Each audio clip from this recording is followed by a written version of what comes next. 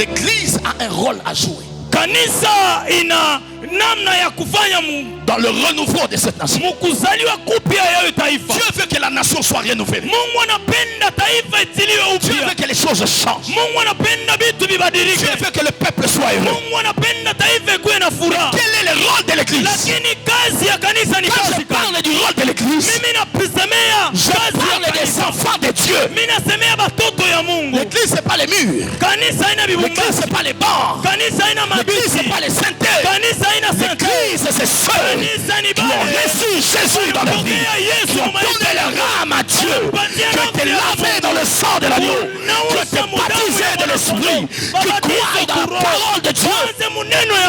Est-ce que l'église est là? Eti kanisa iko hapo. Quel est le rôle de l'église Kazi ya kanisa ni kazi dans gani? le renouveau de la nation? Muzalio mpya wa Parce que taifa. quand la nation est renouvelée, Kwani kama taifa inazaliwa le upya, peuple est dans la joie. taifa iko mfuraha. Mais qu'est-ce que l'église doit faire? Kanisa inapaswa kufanya nini? Voici ce que l'église doit faire. Tazama kile kanisa inapaswa La kufanya. première chose, Kitu ya kwanza, l'église doit produire kanisa inapaswa kuzala des justes.